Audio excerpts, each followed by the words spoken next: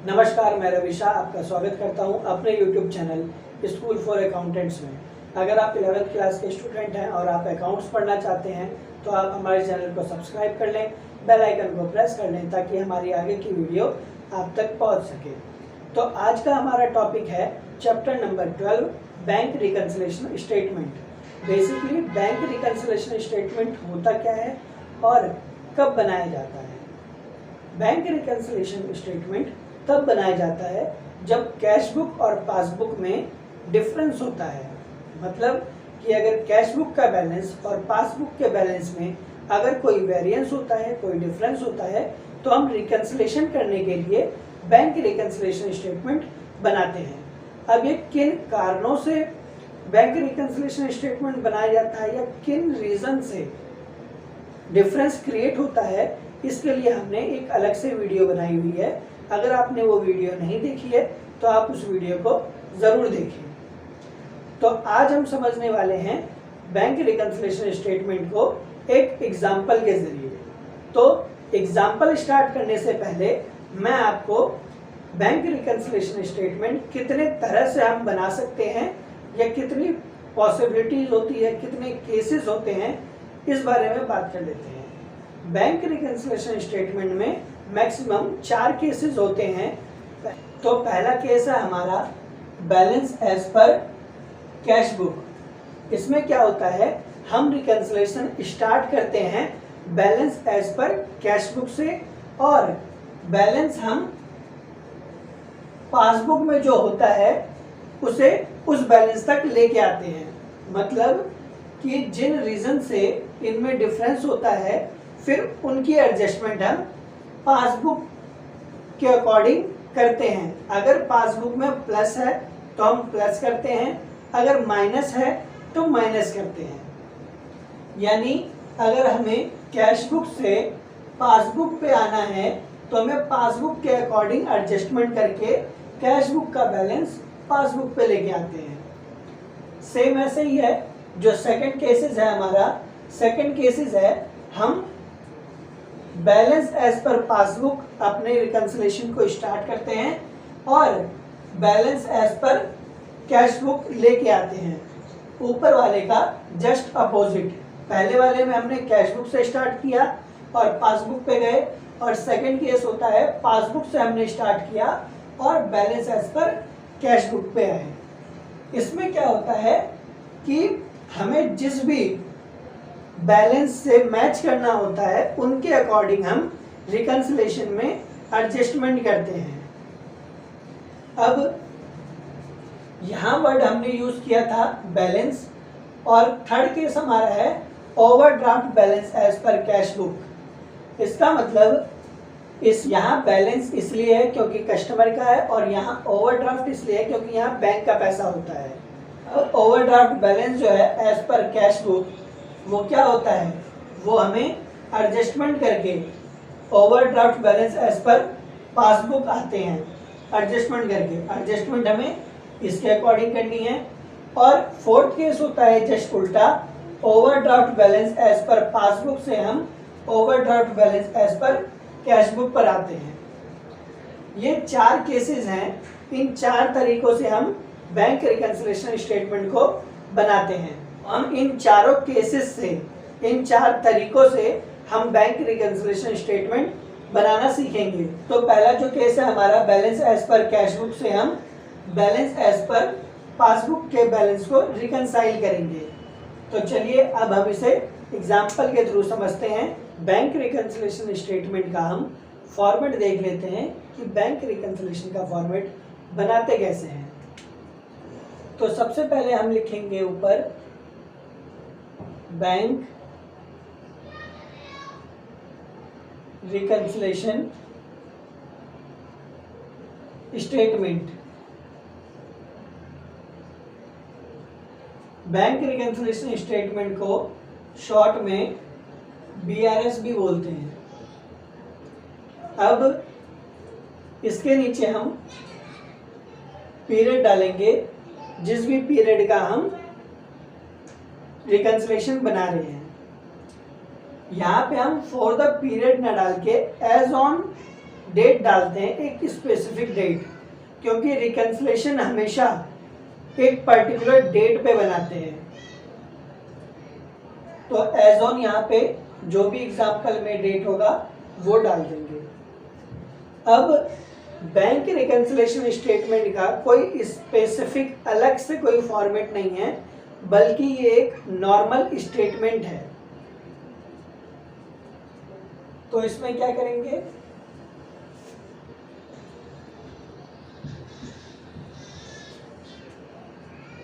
एक हमारा कॉलम होता है अमाउंट के लिए,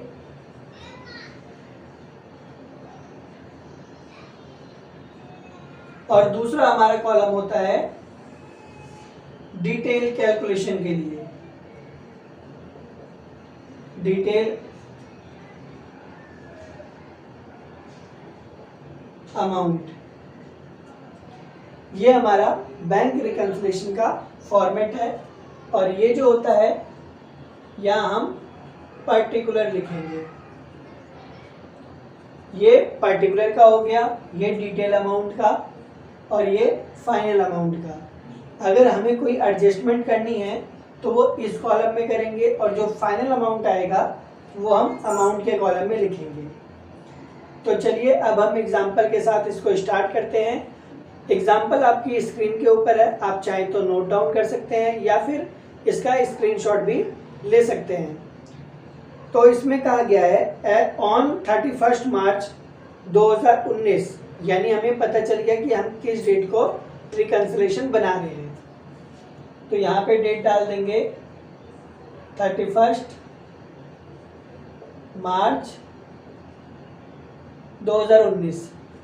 अब क्या कहा गया है, bank column of cash book show debit balance of 49,000।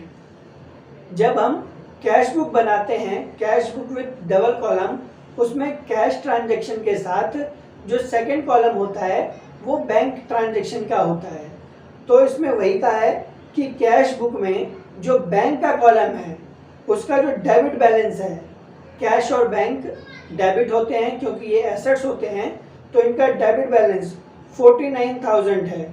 आगे कहा गया है बैंक स्टेटमेंट और passbook show credit balance of 37,400, यानी पासबुक में जो क्रेडिट बैलेंस है वो 37,400 रुपये शो हो रहा है। यानी हमारा बैंक, हमारे बुक्स में बैंक का बैलेंस 49,000 और पासबुक में 37,400 रुपये शो हो रहा है। यहाँ क्रेडिट बैलेंस पासबुक का इसलिए लिखा है कि अगर हम बैंक को डेबिट करते हैं तो बैंक हमारे अकाउंट को क्या करेगा, क्रेडिट करेगा।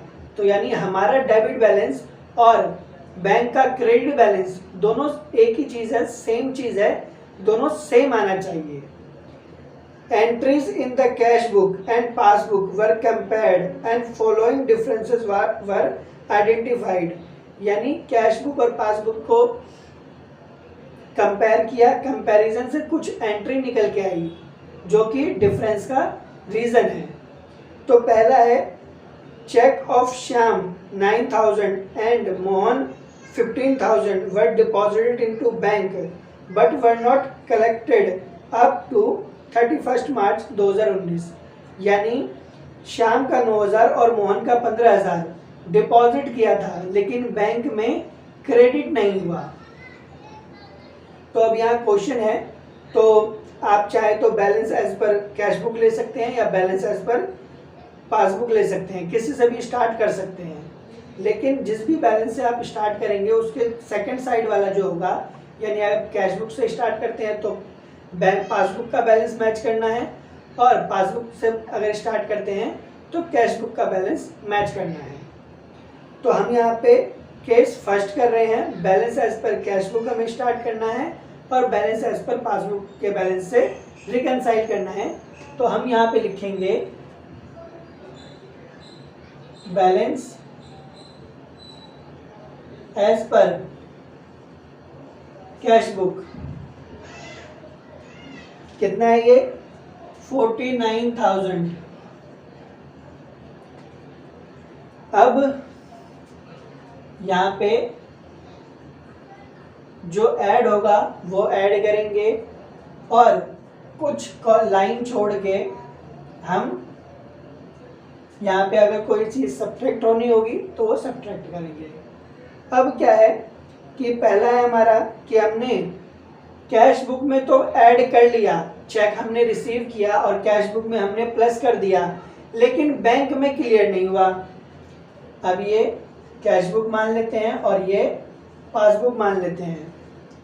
तो अब क्या है कि जब हमने चेक कलेक्ट किया और बैंक में डिपॉजिट किया तो हमने क्या कर दिया, कैश बुक में प्लस कर दिया, लेकिन चेक क्लियर नहीं हुआ तो हमारे पासबुक में क्या है, अंडर वैल्यू है जितने का चेक हमने डिपॉजिट किया है। तो अब हमें कैश बुक से बैलेंस पासबुक पे लेके आना है। तो पासबुक में अगर माइनस है तो हमें कैश बुक में भी क्या करना पड़ेगा, माइनस करना पड़ेगा, क्योंकि हमें एडजस्टमेंट पासबुक के अकॉर्डिंग करनी है। इसके अकॉर्डिंग करके ही हम अपने कैश बुक का बैलेंस अपने पासबुक के बैलेंस से मैच कर पाएंगे। तो यहाँ क्या करेंगे, माइनस करेंगे, क्या करेंगे, यहाँ लिखेंगे हम check deposited but not cleared. अब यहाँ पे कितना है, यहाँ पे पहला है श्याम, श्याम का कितना है 9,000 और मोहन का कितना है, मोहन का है 15,000। अब सेकेंड एंट्री हम देख लेते हैं, Ramesh a debtor deposited a cheque of 8,000 directly into bank. अब रमेश हमारा क्या है, डेटर है, जिसने क्या किया, बैंक में हमारे डायरेक्ट डिपॉजिट कर दिया।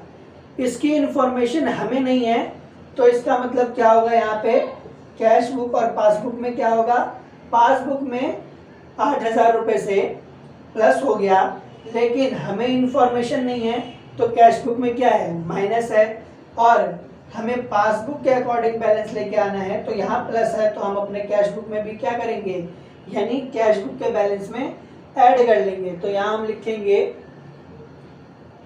Ramesh directly deposited into bank, कितना, 8,000 रुपये। ये हो गया। अब थर्ड है हमारा, bank had credited 500 as a interest which was not recorded in cash book.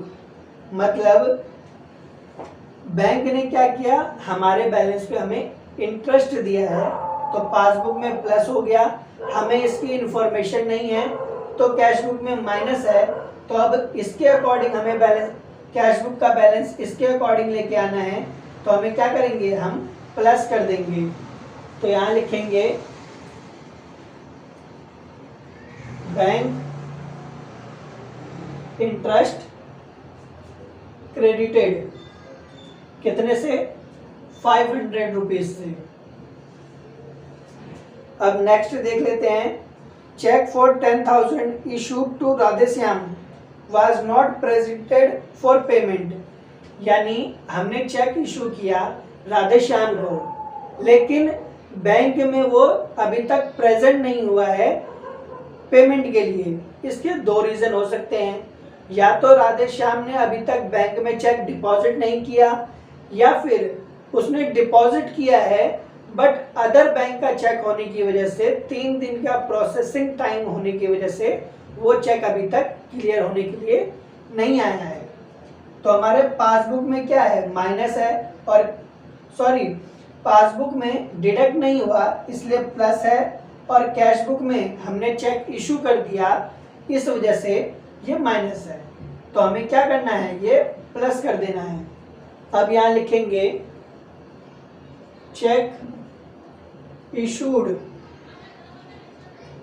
To Radheshyam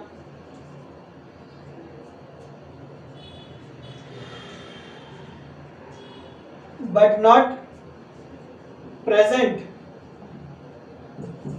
for payment. कितना अमाउंट है? यह है 10,000 रुपये। अब फिफ्थ देखते हैं, bank debited the account by 6,000 being insurance premium paid as per standing instruction. क्या होता है, बैंक हमें एक ईसीएस फैसिलिटी प्रोवाइड करता है। अगर हमने कोई पेमेंट ऑटोमेटिक डिडक्शन पे मोड पे लगा दिया है तो जैसे ही ड्यू डेट आती है तो हमारे बैंक अकाउंट से उतना प्रीमियम या उतना बैलेंस डिडक्ट हो जाता है। तो सेम ये केस है, इंश्योरेंस प्रीमियम हमारा 6,000 रुपये का है तो वो कट गया, बैलेंस डिडक्ट हो गया इंश्योरेंस प्रीमियम के नाम से। अब क्या है, पासबुक में माइनस है, कैश बुक में प्लस है, तो हम क्या करेंगे, माइनस करेंगे। माइनस इसलिए करेंगे क्योंकि पासबुक में हमारे बैलेंस डिडक्ट हो गया है। हमें कैश बुक का बैलेंस पासबुक के बैलेंस से अकॉर्डिंग लेके आना है, तो हमें एडजस्टमेंट पासबुक के अकॉर्डिंग करनी है। तो यहाँ पे हम लिख देंगे इंश्योरेंस प्रीमियम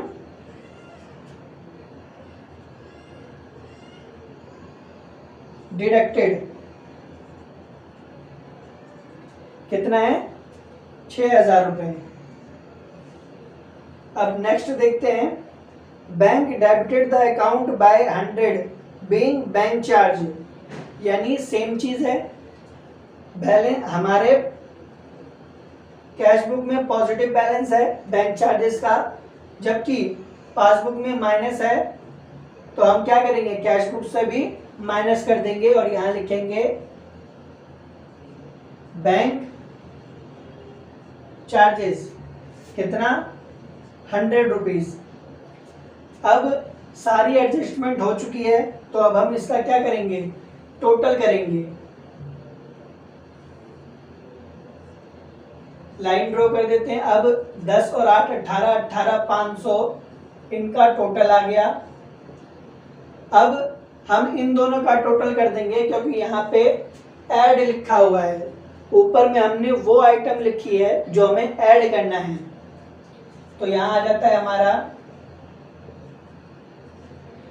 तो यहाँ आ जाता है 67,500। अब क्या है, अब इनका टोटल कर लेते हैं। अब हम इनका टोटल कर लेते हैं, ये आता है 30,100। अब क्या करेंगे, एक लाइन ड्रॉ करेंगे,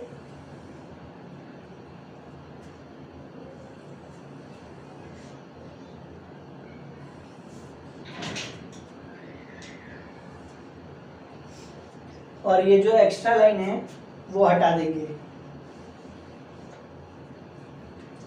और यहां पे लिख देंगे बैलेंस एज पर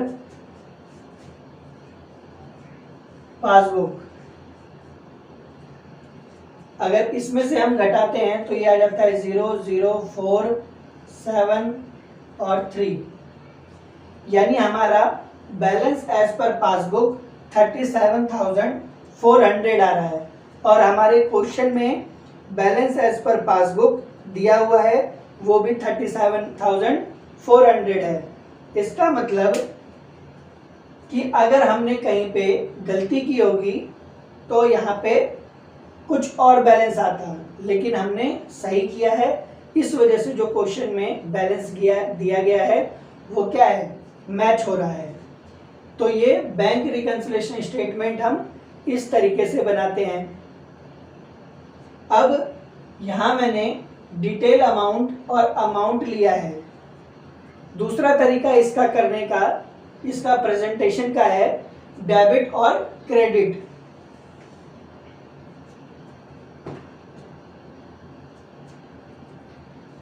तो डेबिट और क्रेडिट में क्या करते हैं कि हमारा यहाँ पे हम अमाउंट की जगह क्या लिखते हैं, डेबिट, और यहाँ रुपीस का साइन दे देंगे, और यहाँ क्रेडिट और रुपीस का साइन दे देंगे। अब क्या करेंगे, balance as per cash book, यानी कैश बुक में जो बैंक का बैलेंस होता है वो क्या होता है हमारा, वो होता है हमारा डेबिट। तो 49,000 हम क्या लिखेंगे, डेबिट साइड लिखेंगे।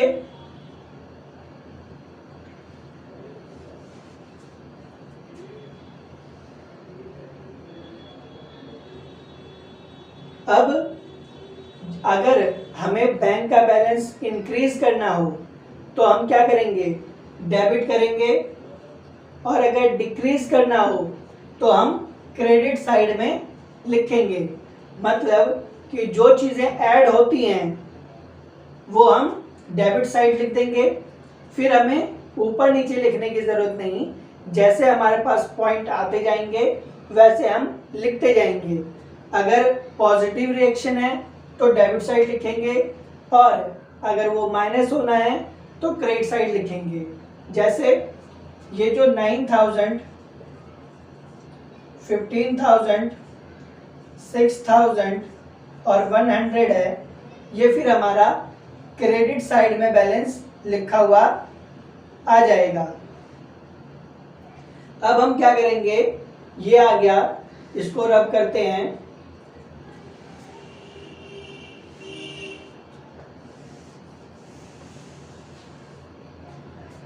अब हम बोथ साइडेड का टोटल निकाल लेंगे।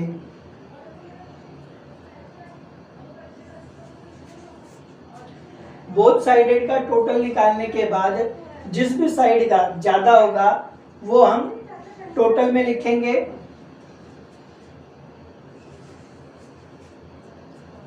यहाँ हम टोटल लिख देते हैं। टोटल हमारा आता है 67,500, ये हमारा इसका टोटल आएगा। और यहाँ पे भी हम लिखेंगे 67,500। अब यहाँ पे लिख देंगे बैलेंस एज पर पासबुक। अब 67,000 में अगर ये माइनस करते हैं तो हमारा आ जाता है 37,100। ये हमारा डेबिट और क्रेडिट अगर हम फॉर्मेट से करते हैं तो इस तरीके से हम करेंगे। अब हम यहाँ से ऐड और लेस माइनस कर देंगे, और पॉइंट वाइज जैसे आता रहेगा उस तरीके से हम करेंगे। अब कैश बुक में बैंक का बैलेंस, यानी हमारे बुक्स में बैंक का बैलेंस डेबिट होता है, इसलिए डेबिट साइड लिखा है। और पासबुक में बैंक का बैलेंस, यानी पासबुक में हमारा बैलेंस क्रेडिट होता है, इसलिए ये क्रेडिट साइड आया है। क्योंकि हम बैंक के लिए क्रेडिटर हैं तो क्रेडिटर क्रेडिट साइड आता है, इसलिए balance as per passbook credit side निकल के आया है। सेम तरीका, सेम फॉर्मेट और सेम तरीके से हम अगर हम बैलेंस एज पर पासबुक से स्टार्ट करें तो फिर कैश बुक का बैलेंस हम फाइंड कर सकते हैं। फिर क्या होगा, इसमें हमें जो भी एडजस्टमेंट है वो कैश बुक के अकॉर्डिंग करनी होती है। फिर हमारा balance as per cash book निकल के आ जाएगा। तो आज की वीडियो यहीं तक। अगर मेरी वीडियो आपको अच्छी लगी हो तो वीडियो को लाइक करें, ज़्यादा से ज़्यादा शेयर करें। अगर कोई भी प्रॉब्लम हो कॉन्सेप्ट को लेके या फिर क्वेश्चन, आप हमें फेसबुक और इंस्टा पे अपने डाउट को शेयर कर सकते हैं। मैं विद इन 24 आवर आपके डाउट को सॉल्व करूंगा। Thank you for watching this video. मिलते हैं हम अपने नेक्स्ट वीडियो में।